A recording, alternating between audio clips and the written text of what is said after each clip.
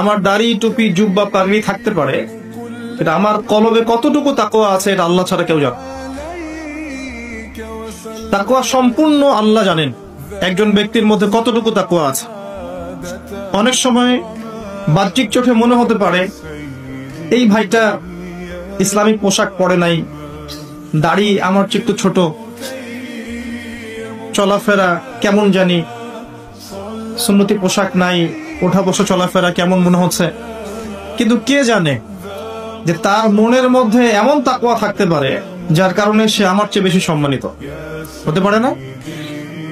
আবার অনেক সময় মনে হতে পারে যে আমি এইসব চেয়ারে বসে আছি, বড় বড় ওয়াজ করছি, নসিহত করছি, অনেক বড় বড় কথা বলছি, কোরআন এবং সুন্নাহর সামাজিক কথা বলছি, পলিটিক্যাল কথা বলছি, কোরআন সুন্নাহ থেকে কথা বলছি, দেখে মনে হচ্ছে আমার পুরো দেহটা তাকওয়ায় ভরপুর। এমন হতেও পারে যে আমার চেয়ে আপনার তাকওয়া বেশি আছে। কে জানে? এটা শুধু আল্লাহ জানেন। এবং এই তাকওয়াই হচ্ছে আল্লাহর কাছে সম্মান পাওয়ার একমাত্র মানদণ্ড।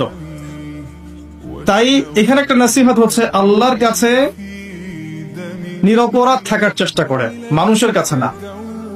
আল্লাহর কাছে ফেয়ার থাকেন, আল্লাহর কাছে আপনি নিষ্পাপ থাকার চেষ্টা করেন, মানুষের কাছে।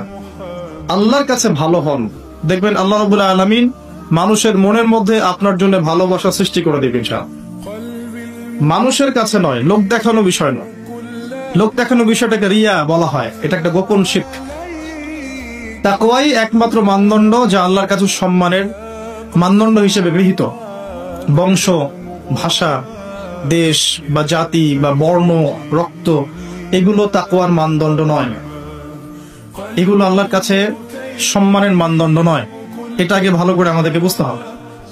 আর সেই ব্যক্তি মুত্তাকি নিঃসন্দেহে, যে আল্লাহকে ভয় করে, আল্লাহর আদেশগুলোকে মেনে চলে, আল্লাহর নিষেধগুলোকে বর্জন করে, নবী সাল্লাল্লাহু আলাইহি ওয়াসাল্লামের তরিকা মতো চলে, কোরআন এবং সুন্নাহর আলোকে জীবন গড়ে, ইনশাআল্লাহ আমরা বলতে পারি এই ব্যক্তি মুত্তাকি।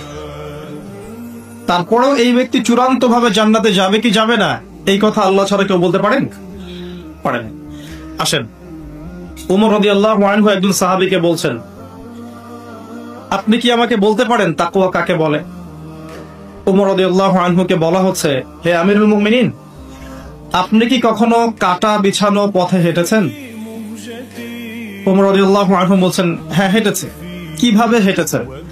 আমরা সতর্কতার সাথে পা ফেলেছি। ওই সাহাবী বলছেন, এটাই হচ্ছে তাকওয়ার উদাহরণ। জীবনে চলার পথে আপনার সামনে শিরকের টোপ থাকতে পারে, বেদাতের টোপ থাকতে পারে, হারাম রিজিকের টোপ থাকতে পারে, জিনার টোপ থাকতে পারে, সুদের টোপ থাকতে পারে, অনেক রকম টোপ কাটা আপনার পথে থাকতে পারে। কিন্তু আপনি এগুলো বেছে বেছে চলছেন, বেছে বেছে পা ফেলছেন এবং জান্নাত আপনার গন্তব্যের দিকে এগিয়ে যাচ্ছেন। এটার নাম হচ্ছে তাকওয়া। আমি কি বোঝাতে পারছি?